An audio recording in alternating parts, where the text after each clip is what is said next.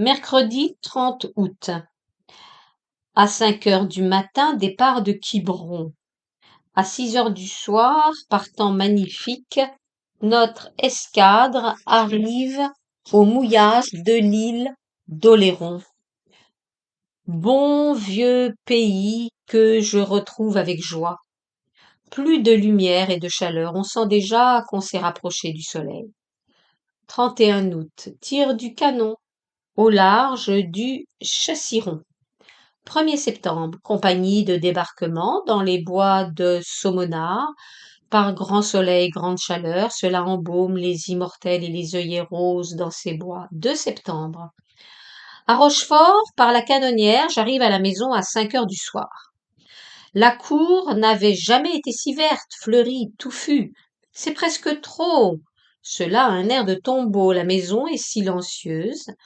Les deux pauvres bonnes vieilles, en robe noire, qui accourent au-devant de moi, sont fatiguées. Je trouve ma mère bien pâle, changée, vieillie.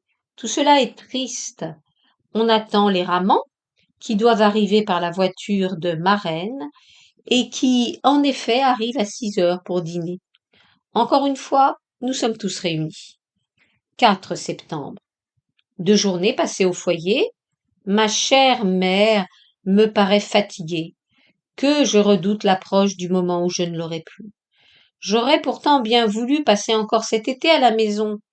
Je les compte à présent les années où je puis encore espérer la garder près de moi. Et mardi, ce sera fini. Il faudra encore s'en aller, je ne sais où, loin de tout ce que j'ai aimé. Nous tripotons un tas de choses dans la maison, avec Ninet fouillant dans plusieurs recoins oubliés, retrouvant de vieux souvenirs d'enfance. J'espérais voir à Rochefort la bonne figure de mon pauvre Clarac, qui devrait être ici avec les autres marins réservistes. Mais il manque à l'appel. On ne sait plus ce qu'il est devenu. Lundi soir, nous allions partir, Ninet et moi, pour la Limoise, que je voulais aussi revoir. Arrive une grande pluie d'orage qui nous tient prisonniers. 4 septembre. Je m'en retourne à bord par la Canonnière. 5. Ma sœur et Ninet viennent me voir à bord par la Canonnière. Vilain jour de pluie. 6. Jour d'exercice, d'appareillage par beau temps d'été. 8 septembre. L'escadre étant en rade de la Palisse, port de La Rochelle, je puis une dernière fois aller jusqu'à la maison, en passant par La Rochelle et le chemin de fer des Charentes. Grosse mer. Nous arrivons mouillés. À 5 heures du soir seulement, j'arrive à la maison. Les Ramans sont encore là. C'est la dernière soirée. Demain matin, hélas, l'escadre remontera dans le nord au lieu d'aller à Toulon, comme on avait pu l'espérer. 9. À 5 heures du matin, je fais mes adieux à tous et quitte la maison. Je rentre à bord par La Rochelle. À 5 heures du soir, l'escadre appareille, la nuit en mer. 10. Au matin, nous mouillons à Quiberon. On dit que nous allons après à Cherbourg passer l'hiver. Autant dire un temps à retrancher de l'existence. Les années passent vite. Pierre, lui, m'attend dans l'escadre de la Méditerranée. Il me manque. 26 septembre, plus 16 jours. 15 jours qui viennent de passer à Quiberon. Je me promenais de temps en temps sur les plages où sont plantés les menhirs.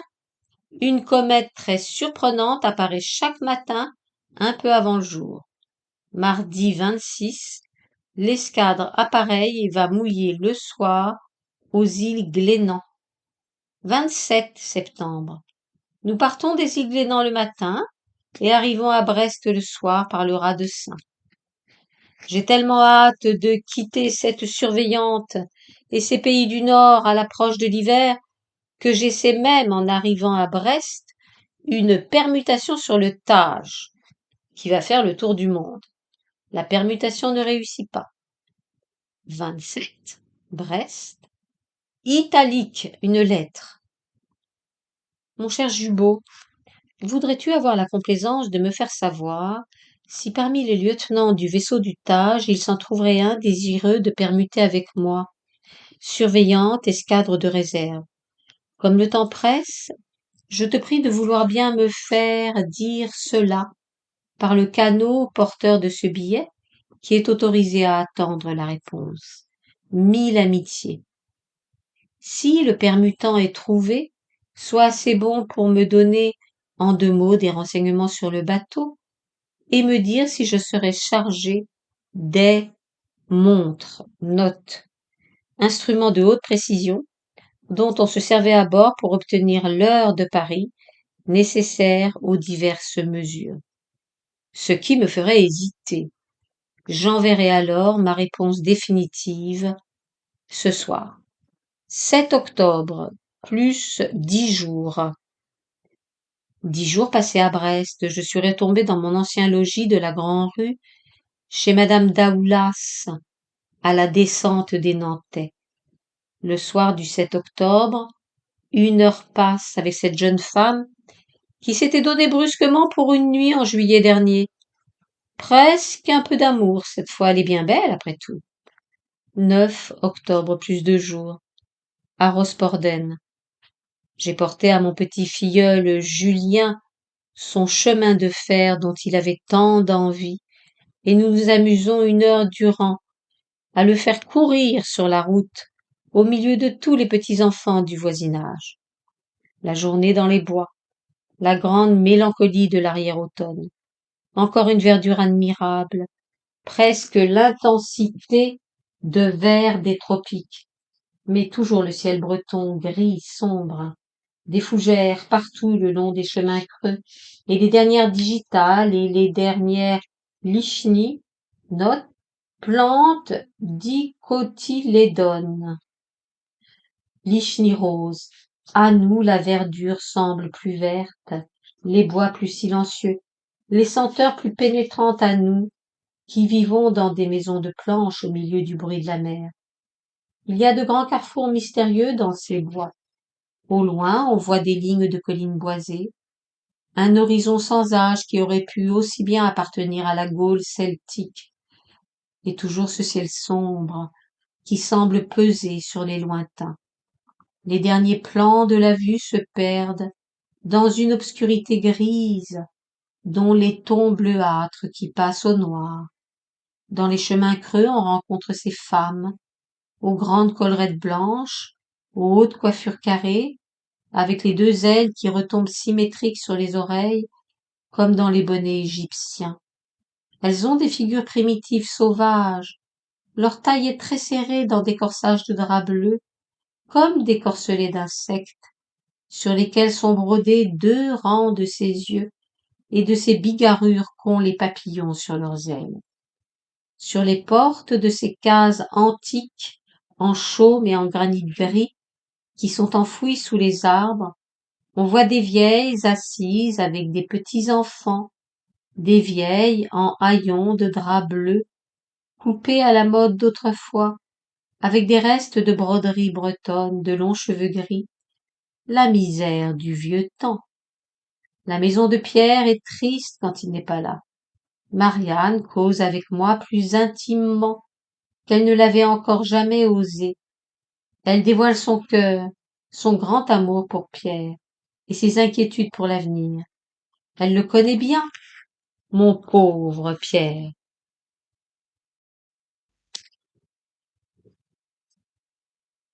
Mardi 10 octobre. Nous partons dès le matin pour Cherbourg, où nous arrivons le lendemain mercredi. Traversée très calme, sous un ciel gris. À Cherbourg, la pluie tombe à torrent. Mercredi 24 octobre, plus 14 jours, Cherbourg. À elle, Jousselin, italique. Ce que vous dites que je suis pour vous, vous l'êtes aussi pour moi, une seconde âme en ce monde. C'est-à-dire quelqu'un qui me connaît autant qu'on peut me connaître, qui pense avec moi, comme moi, qui m'accompagne dans la vie. Inutile alors de vous dire comment je vis dans ma solitude actuelle. Vous le devinez bien. Rien dans le présent, aucune confiance dans l'avenir, et des regrets déchirants qui ne s'apaisent pas, et des remords. Mes fautes plus graves que vous ne pensez se dressent devant ma conscience. Je ne m'estime pas moi-même. Je ne rachèterai jamais tout cela, je me sens trop lâche à présent pour faire ce qu'il faudrait. Je songe beaucoup au repos, à la mort. Je ne ferai rien pour qu'elle vienne plus vite, mais je l'aimerais. Autrement, je me porte bien, je fais à peu près convenablement mon service. Je subis mes chefs et ne suis même pas mal avec eux. Je subis mes camarades qui sont gentils pour moi. J'ai même l'air comme tout le monde, plus que jamais. Je les accompagne dans les cafés, les beuglants. J'ai couché cette nuit avec une assez jolie fille de brasserie. C'est une phase nouvelle de moi-même. Je n'étais pas encore descendue à cette banalité-là. Par ailleurs, rien de neuf. Il ne m'est rien arrivé, je ne prévois rien de nulle part. Plaignez-moi, aimez-moi. J'ai assez bon cœur. Je suis capable de beaucoup aimer. C'est tout ce qu'il y a de bon en moi. Cherbourg, 26 octobre. Un rêve de cette nuit, je marchais dans la campagne avec le canonnier Guillaume Fleury.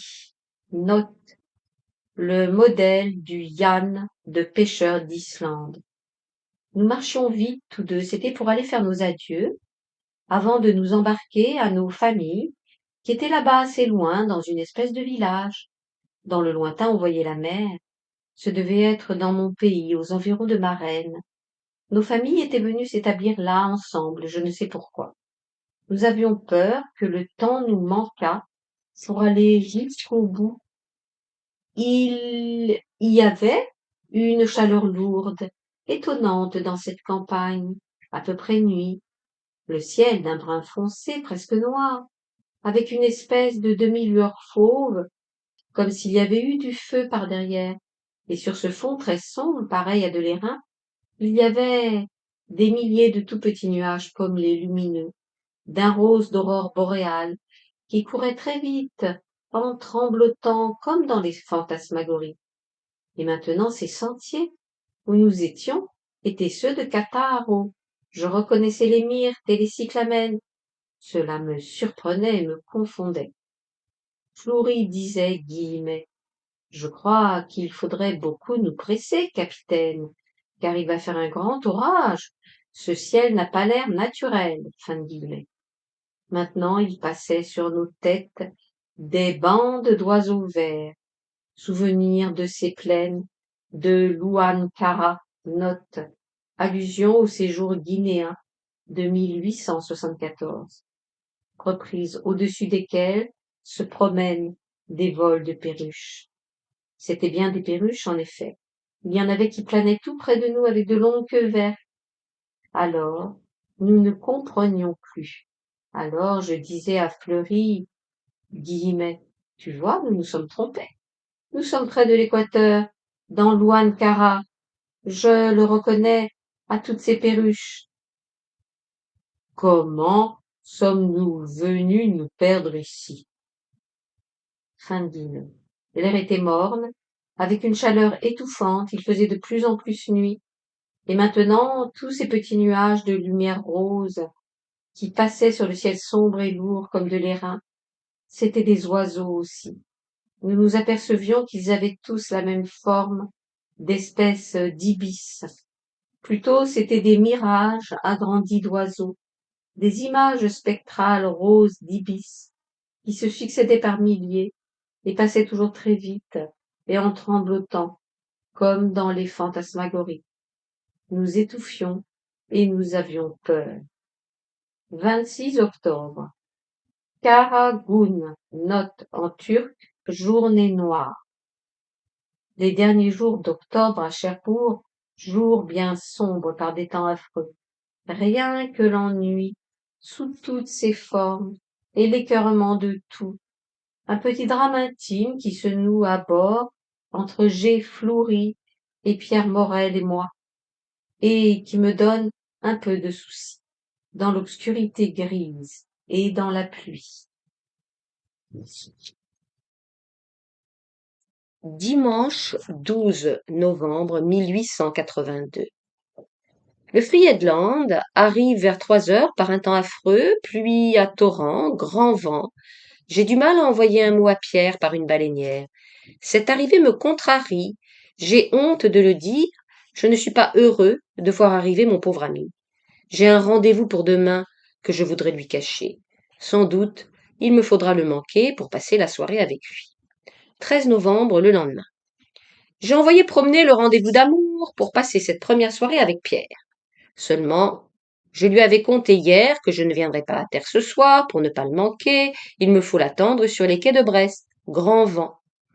Toutes les chaloupes de l'escadre sont arrivées, excepté celle du Friedland. Il y a des groupes qui l'attendent, des mères, des femmes, des enfants. Il fait nuit. Cela dure environ 2 heures, cette attente. Enfin, elle arrive. Elle avait fait des avaries en route. Mon Pierre est trempé. Marianne et Julien ne doivent venir que demain. Et il faut aller jusqu'au fond de recouvrance, à Pontagnoux, en avertir la femme de Pierre-François. Cela n'en finit plus. À 7 heures, nous nous mettons à table, à notre pension d'autrefois, servie par la vieille Marie et la jeune Marie, des connaissances qui nous font fête. Nous dînons gaiement, heureux encore, plus que nous ne pensions de nous être retrouvés. Le rendez-vous d'amour est bien loin. Et puis, nous tombons de sommeil, ayant l'un et l'autre veillé plusieurs nuits. Nous allons coucher dans mon logis de la Grand-Rue, chez Madame Daoulas. 19 novembre, Brest. Plus 6 jours. La journée passée avec Pierre, Marianne et petit Julien. Je dîne avec eux dans leur petit logis momentané de la Grand-Rue près du mien. Nous nous promenons toujours un peu sous la pluie, mais il n'y a pas de nuages entre nous. Marianne et Julien ont de beaux costumes tout neufs. Pierre en complet gris souris, arrivé hier de Paris, cravate bleu marine, chapeau Trouville, a l'air d'un dandy. Le soir au coin du feu, nous faisons griller des marrons, et petit Julien s'endort après avoir fait le diable. Combien de temps passerons-nous ensemble? Nous avons l'un et l'autre un pied en l'air. On désarme le Friedland. Pierre s'attend à un tour du monde sur le Navarin. Moi à partir avec l'escadre pour l'Algérie. 20 novembre, lendemain. Nous vivons dans le vent et dans l'eau, comme les goélands. Le Friedland, sur lequel est Pierre, est notre voisin sur cette trade. Le plus souvent, je ne l'aperçois même pas à travers la brume. Nous nous retrouvons 2 ou 3 fois par semaine, le soir à terre, dans mon taudis de chez Madame Daoulas, où nous arrivons trempés. D'ailleurs, nous avons l'un et l'autre un pied en l'air, et je ne pense pas que nous soyons pour longtemps réunis. 21 novembre lendemain. Le rendez-vous que j'avais reculé à cause de l'arrivée de Pierre. À peine je descends à terre avec toutes sortes d'entraves. Enfin, à l'heure dite, à la tombée de la nuit, je suis habillé.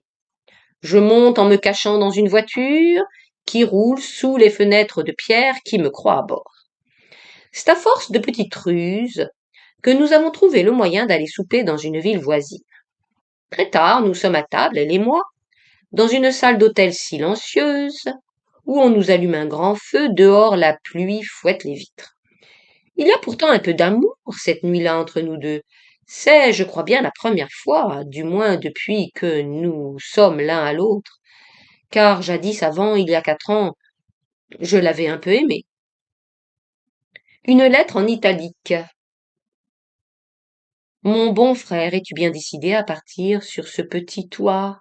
Je ne voudrais pas t'influencer, mais vois-tu, cela me fait tant de peine de te perdre pour 2 ou 3 ans. Quand je serai heureux de te voir permuter, pense-y un peu. Vois si tu peux faire cela pour moi à Brest. Tu sais bien que je t'aiderai encore pour le paiement de ton terrain. J'attends ta dépêche 107 rue de Rennes et à Rochefort ta petite commande d'effets. Je t'embrasse bien fort de tout mon cœur, mon cher petit frère. Julien. Embrasse notre petit Julot. Fais mes amitiés à ta femme. 1er décembre. Plus 15 jours. 15 jours tranquilles, à peu près heureux, qui viennent de passer, bien que nous ayons chacun un pied en l'air, mon cher Pierre et moi, et que nous sachions bien que cela ne peut durer longtemps.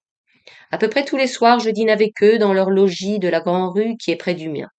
Après du dîner, je prends sur mes genoux mon petit filleul qui est très câlin, qui m'aime autant qu'il aime son père, et sur lequel moi je reporte toute l'affection que j'aurais besoin de donner à mon fils. Quelquefois, nous nous promenons un peu quand il ne pleut pas trop. Petit Julien aime beaucoup sortir avec moi tout seul, et alors il fait le diable. Il a une petite voix douce.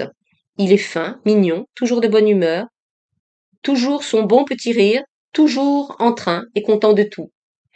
Ou bien quand il pleut, il nous arrive de rester 1 heure durant devant le feu, a joué à un jeu très amusant qu'il a apporté de Rosporden et qui consiste à se tenir chacun par le menton, en essayant de dire sans rire, par la barbe à Minette je te tiens, le premier de nous deux qui rira, etc. Il fait des petites figures impayables pour tenir son sérieux, et puis le rire éclate. Ou bien, nous jouons à la main chaude avec Pierre. Il est si bien ce que je voulais qu'il fût, mon bon Pierre. Il a l'air si heureux avec nous que je reprends confiance, que je l'aime encore. Je crois plus que jamais. Cela me fait du bien. J'avais eu peur de l'aimer moins. Je vois que je l'aime de tout mon cœur. Que lui m'aime aussi. 2 décembre, lendemain. Nous allons le soir au bar du Friedland. Vieil usage de Brest. Un grand bal donné par l'équipage d'un bâtiment lorsqu'il désarme, où tout le monde est mêlé. C'est à Recouvrance, à la salle de Venise, le lieu traditionnel de ces bals. Pierre, sa femme, Julien et moi, nous nous rendons par la pluie toujours. L'orchestre prélude, tous les matelots frisés, pomponnés, gantés, nous faisant les honneurs. Les officiers en épaulettes, la présidente, vice-présidente, fille de second maître, très émotionnée de se trouver en robe à traîne de satin blanc, une gaieté bruyante, un drôle de mélange dans ces quadrilles des officiers, des matelots, des belles demoiselles, avec des fleurs, des bretonnes de tous les environs en beaux costumes classiques, et une grande peinture du Friedland, pauvre bateau désarmé, fini, mort, plein de souvenirs, qui domine l'orchestre de la vaste salle, accroché au mur et entouré de fleurs. Pierre conserve un air très digne et se donne des façons rangées de père de famille dans cette salle de Venise où il a été jadis un des beaux danseurs mais des moins sages. Dans le jour, un instant triste. Je voulais revoir le Friedland, il était là-bas, tout dématé, désarmé, dans ce fond du port de Brest, à l'air sinistre, là où j'ai vu finir le tonnerre, finir la Moselle, passer des périodes de ma vie. À bord, on voyait que tout était en désordre à la fin. Les matelots qu'on allait lâcher criaient. Le temps morne sombre serrait le cœur. Je revins sur mes pas, aimant mieux ne pas monter à bord. Pierre est menacé de partir pour 2 ans sur la Vénus, et après le bal, quand je suis couché, cette idée triste m'empêche un peu de dormir. 3 décembre, lendemain. Nous passons, Pierre et moi, la journée avec Guillier, l'ami de la Moselle, qui vient d'avoir son 3e galon. Le soir, nous allons au théâtre en loge. Marianne et Julien habillés de neuf sur le devant. Pierre dans son beau costume arrivé de Paris. Pierre ganté pour la première fois de sa vie. Ganté de Suède à 2 boutons. Et avec un air de gentleman et des façons très correctes. Moi aussi très beau et habillé de neuf. Avec des fourrures comme un boyard. Guillier en uniforme. Bourrant de bonbons fins le petit Julien. Une soirée qui comptera dans leur vie. Petit Julien, éveillé, attentif, penché sur le devant de la loge, battant tout le temps la mesure de son bras et d'une manière surprenante, captivé par la musique, et de temps en temps, quand cela lui plaît le plus, se retournant pour nous sourire. Dans un entr'acte où Pierre, pour la première fois de sa vie, se risque au café parisien avec Guillier et moi, nous retrouvons de Rocancourt, notre grand ami du tonnerre, qui n'avait pas revu Pierre depuis 4 ans, et puis d'autres qui viennent se joindre à nous. Rocancourt serre les mains de Pierre et lui rappelle l'aventure de trop salé. Le lendemain matin, temps affreux, manque chaviré en canot pour monter à bord, lundi 4 décembre. Ordre à l'escale et à la surveillante de partir brusquement pour Cherbourg. Hélas, c'est fini cette petite période heureuse qui vient de passer. J'avais espéré rester à Brest, près de Pierre, au moins jusqu'à son départ. On congédie demain les hommes du Friedland, et lui, son embarquement sur cette Vénus paraît de plus en plus probable. Dans combien d'années nous reverrons-nous? Je réussis à descendre à terre, bien que de service. Pierre aussi est de garde. Sa dernière garde sur le Friedland, et il me faut aller à bord, le demander et le faire remplacer. Enfin, nous réussissons à dîner encore une fois ensemble et à jouer avec petit Julien à la barbe à minette. Note. Sans doute une variante du jeu. Tu me tiens, je te tiens par la barbichette. Puis nous allons chez moi faire mes malles, cela sent bien le départ. Nous avons à causer ensemble de beaucoup de choses graves et d'avenir. Ensuite, à la veillée, qui se prolonge tard, nous nous mettons, je ne sais pourquoi, à causer des morts et des revenants. Marianne prend peur. Et petit Julien, qui dormait dans son petit lit, s'agite tout à coup et appelle son parrain dans un mauvais rêve. Alors je me penche sur lui, et sans s'éveiller tout à fait, il serre ses petits bras autour de mon cou, et puis m'embrasse et se rendort. Il fait une nuit affreuse. On entend le vent faire un tapage terrible.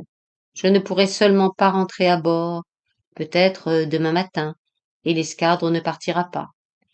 J'aimerais pourtant mieux en finir.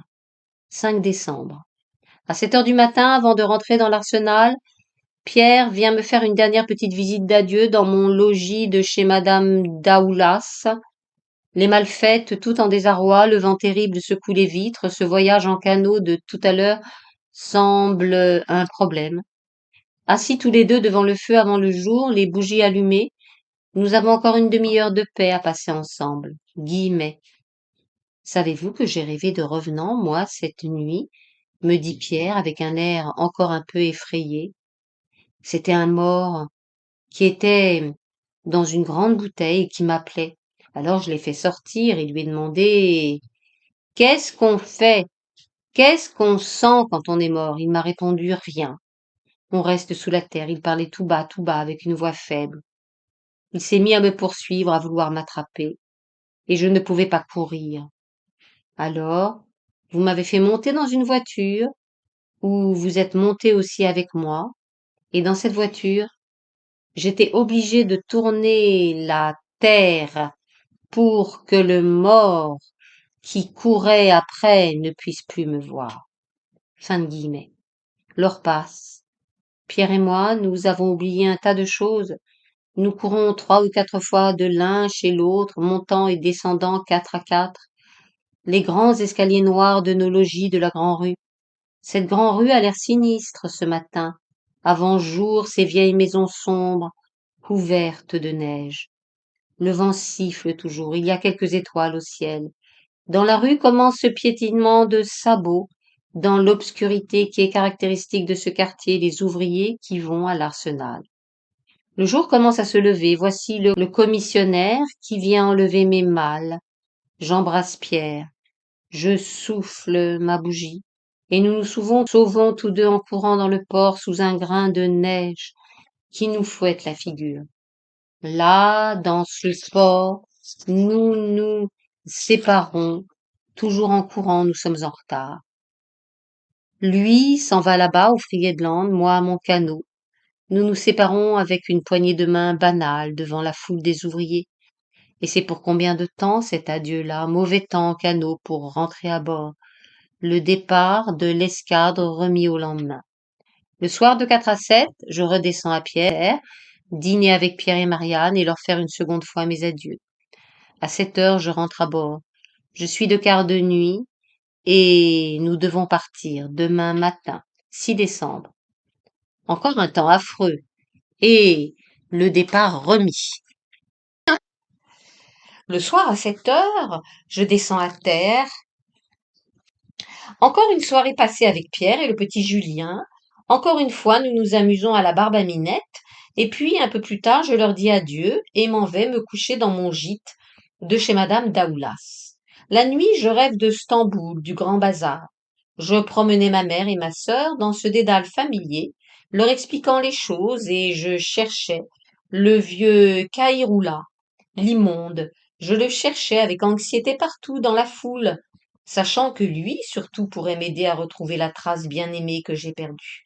Mais je ne le voyais nulle part, et je sentais cette impression habituelle à mes rêves de Stamboul, être pressé par le temps, voir filer les heures avec angoisse, être obligé de repartir bien vite, sans les avoir retrouvés, eux, mes chers petits amis d'autrefois. Akidjé, Mehmet. Cela n'avait pas l'air d'un lieu de rêve, ce bazar. Cela semblait très réel. Il y faisait clair, une espèce de soleil très surprenant, dans une vision de la nuit. C'était bien cela. Les vieilles voûtes bizarres, blanchies à la chaux, les vieux carreaux de faïence, le je ne sais quoi inexprimable, la tristesse de l'islam. Cela m'étonnait de voir ma mère et ma sœur avec moi dans Stamboul. Nous étions arrêtés à un marchand de parfums que je connaissais à l'entrée du bazar.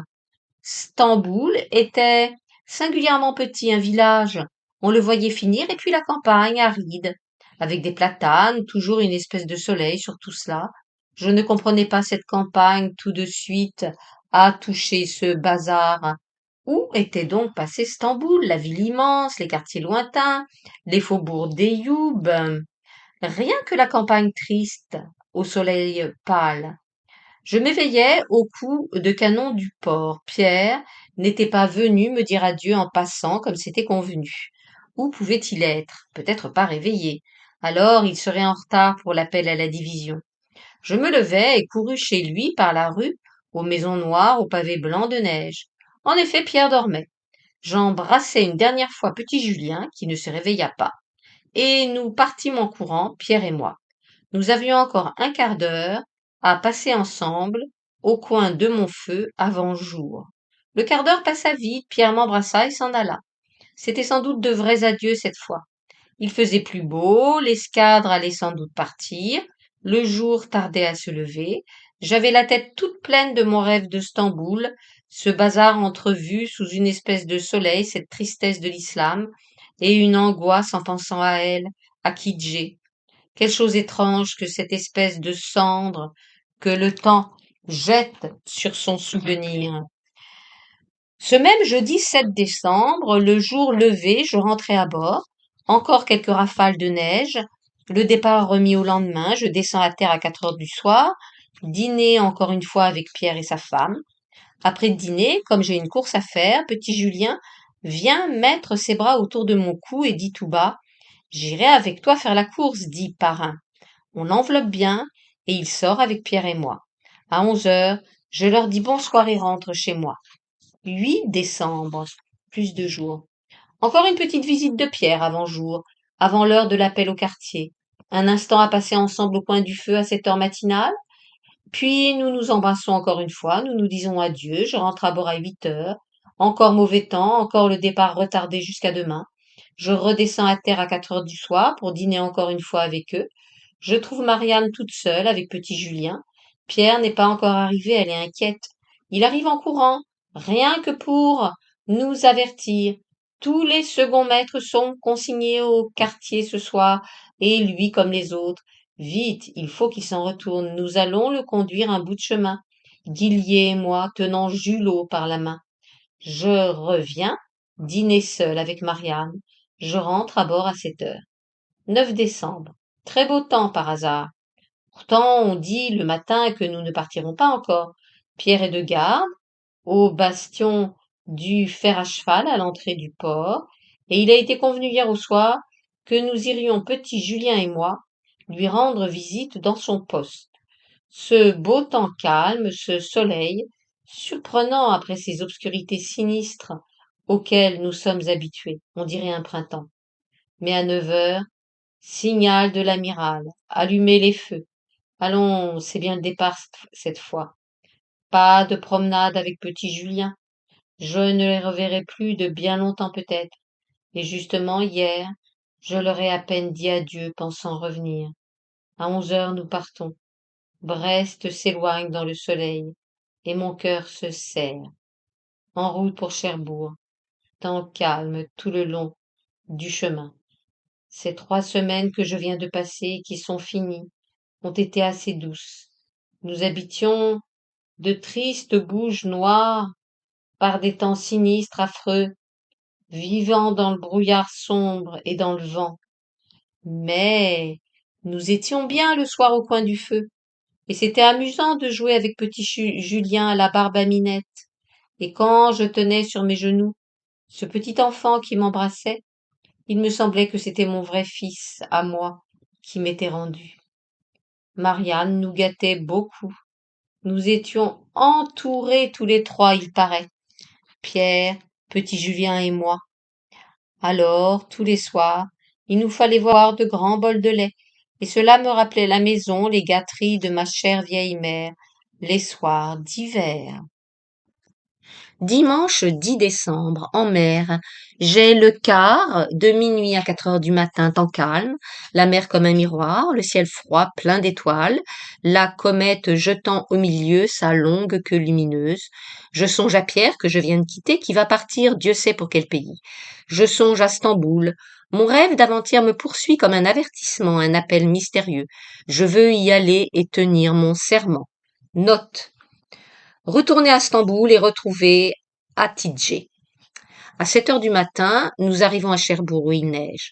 Nous y trouvons l'ordre définitif de désarmement. Nous voilà encore une fois partis tous les deux pour l'inconnu, Pierre et moi. 11 décembre, le lendemain, Cherbourg. Le conseil d'avancement final à bord de la Surveillante. Je réussis à faire passer Pierre Morel, quartier-maître. Note de la lectrice, il ne s'agit pas de Pierre Lecause, son ami intime. Reprise. Journée de neige glaciale, ce conseil qui n'en finit plus, j'en ai la fièvre. L'heure passe et il me faudrait être à 6 heures au chemin de fer pour aller au rendez-vous qu'elle m'a donné de Brest. 6 heures sonnent et je suis encore à bord.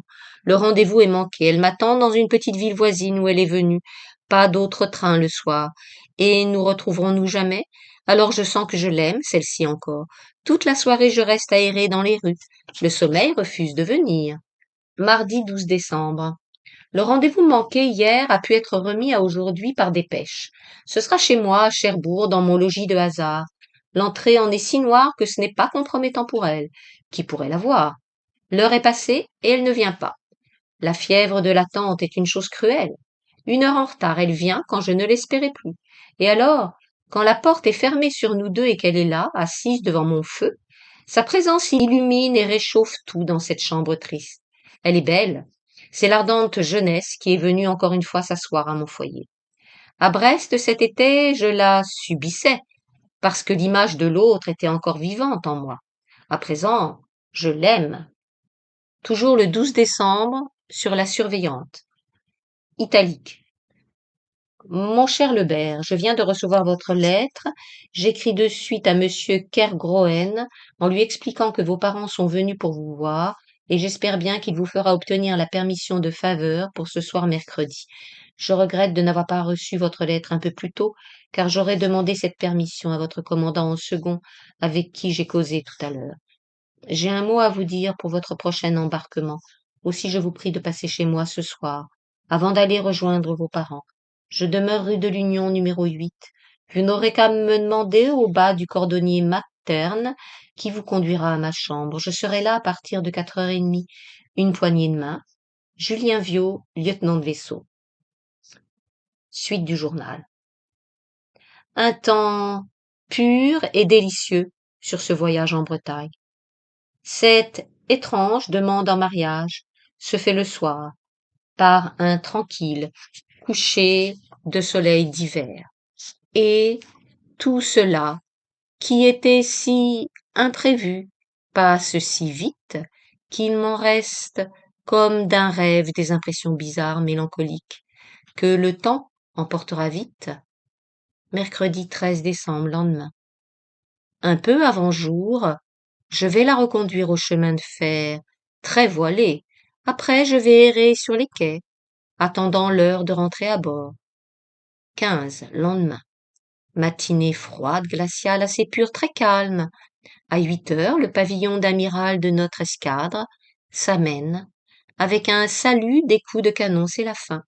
À 9 heures, nous rentrons dans le port pour désarmer. 16, lendemain. Encore un rendez-vous avec elle, peut-être le dernier de notre vie. Dans une petite ville des environs, nous nous retrouvons le soir à la tombée. À l'hôtel où nous allons dîner, on nous appelle monsieur et madame, cela nous amuse. Après dîner, nous allons nous promener au hasard dans cette petite ville que nous n'avons jamais vue le jour.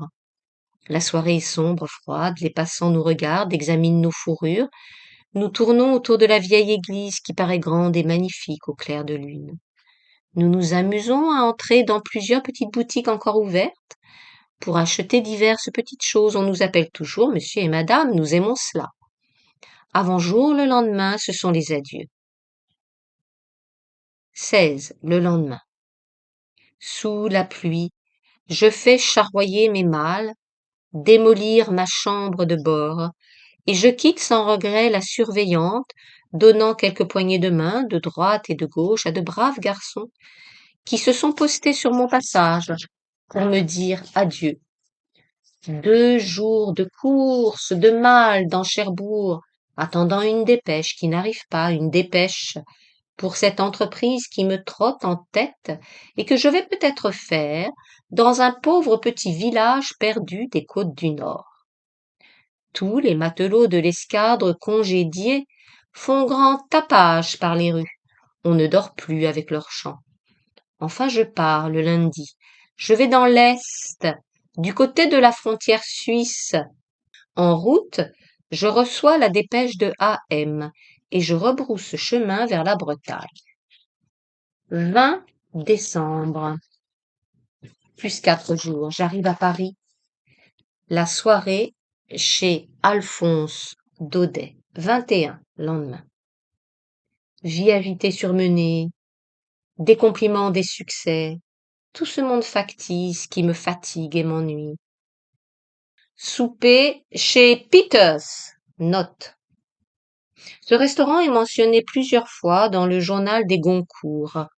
Robert Planquette, mort en 1903, compositeur d'opérettes, dont les célèbres Cloches de Corneville, 1877, Pierre Gaillard, mort en 1922, journaliste et homme de lettres.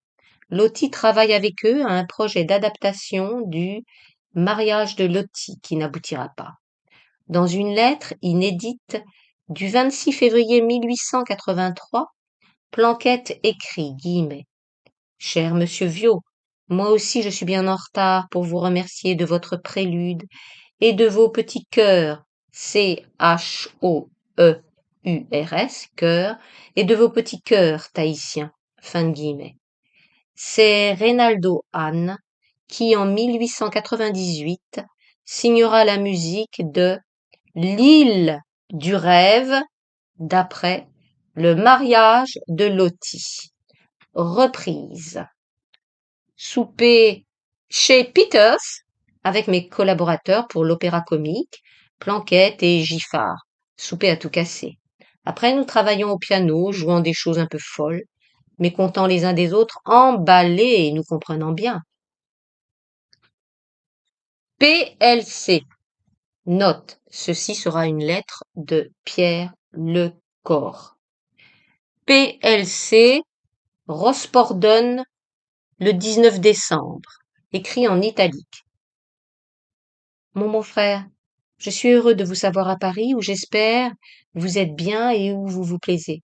Moi je suis à Rosporden, où je suis aussi très heureux d'être un petit moment dans ma famille, mais ce petit moment me coûte bien cher, car j'embarque sur le du Petit Thouars pour au moins 30 mois, et je suis dans le moment, etc. La fin manque. 22 décembre, lendemain. Continuation de la vie surmenée de Paris. Promener au bois avec Georges Kallmann-Lévy. Défilé et présentation de tout le personnel de la galanterie parisienne. Par mes livres, je suis déjà connue de toutes ces filles. Une soirée très charmante au coin du feu, en tête-à-tête avec Madame Adam. Elle m'expose, pour me convaincre, ses étranges théories sur la mort avec une foi profonde dans la vie d'après. Mais j'ai le cœur étrangement serré, chaque fois que je pense à mon bien-aimé frère Pierre. 3 ans à Madagascar sans moi. Nous reverrons-nous jamais. Je décide d'écourter mon séjour à Paris pour aller à Rosporden l'embrasser encore une fois. Paris, 22 le soir, même jour. Italique. Une lettre. Soyez indulgente, petit masque ami, note. Lettre à Oirda.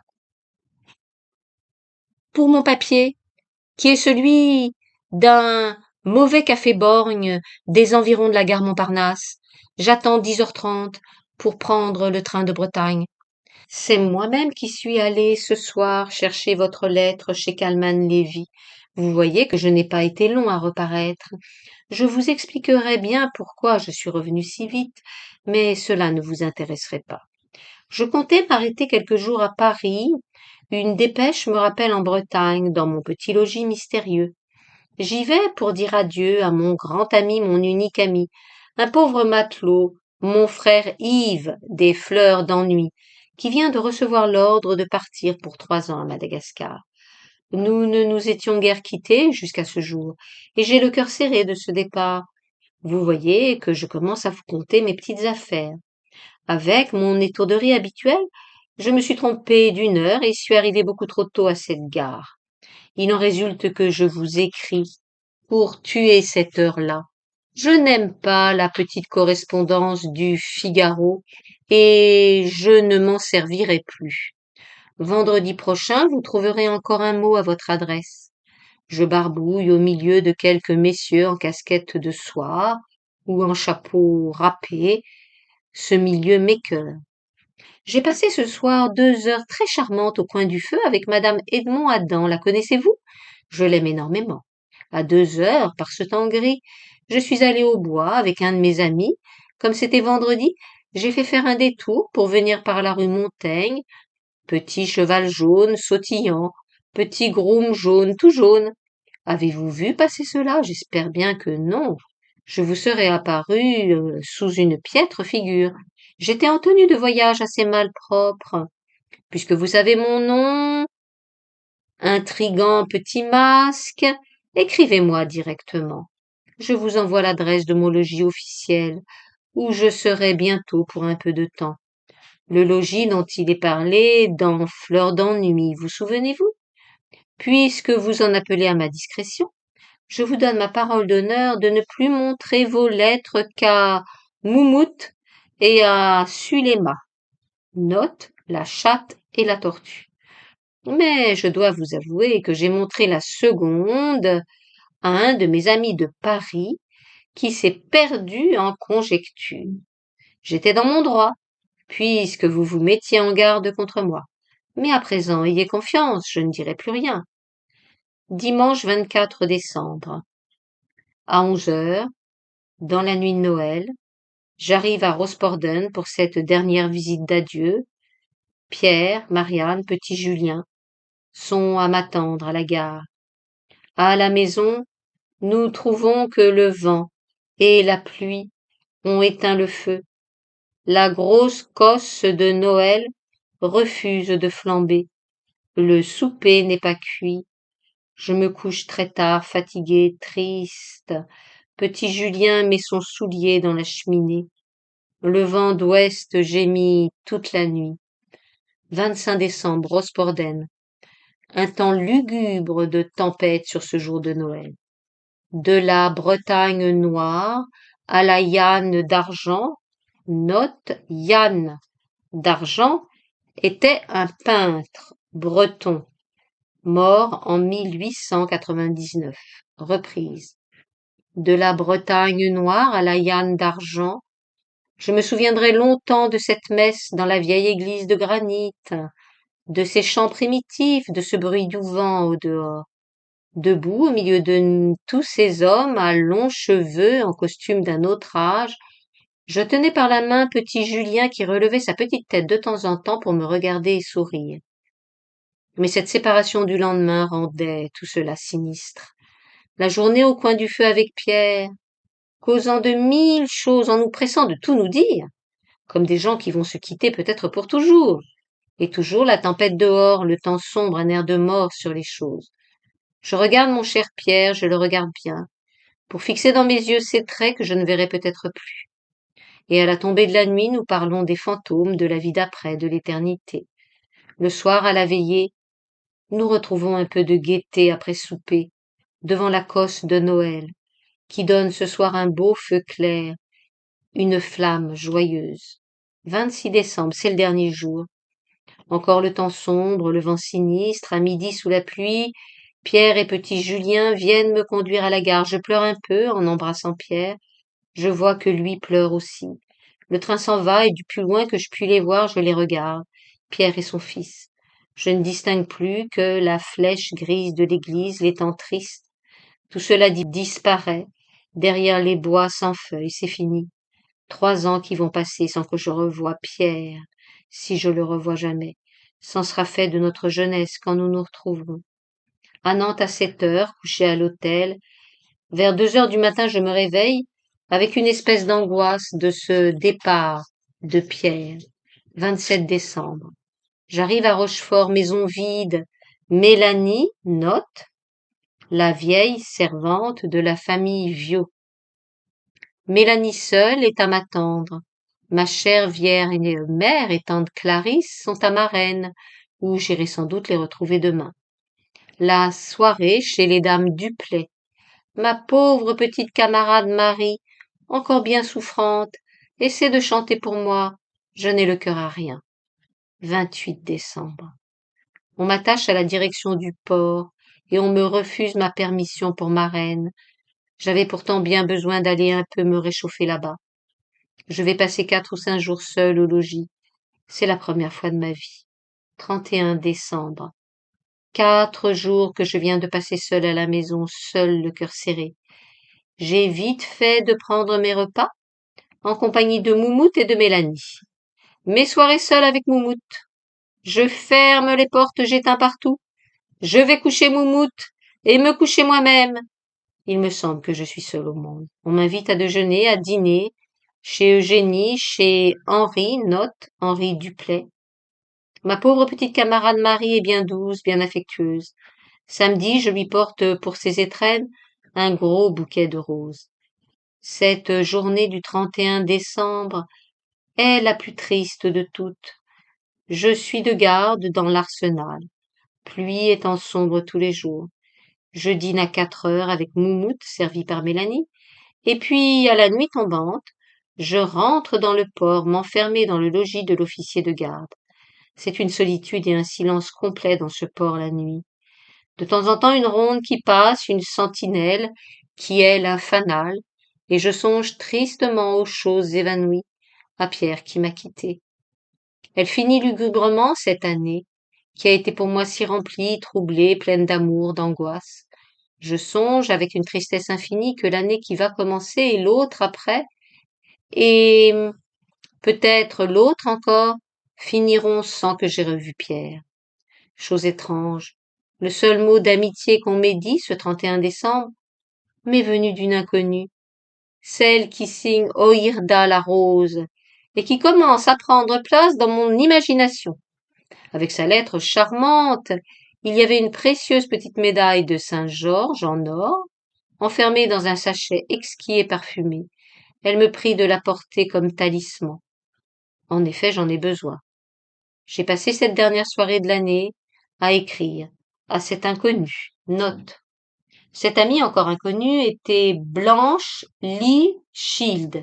Lee, L-E-E, plus loin Shield, C-H-I-L-D-E, à qui Pierre Loti devait, en 1885, dédier son livre Propos d'exil.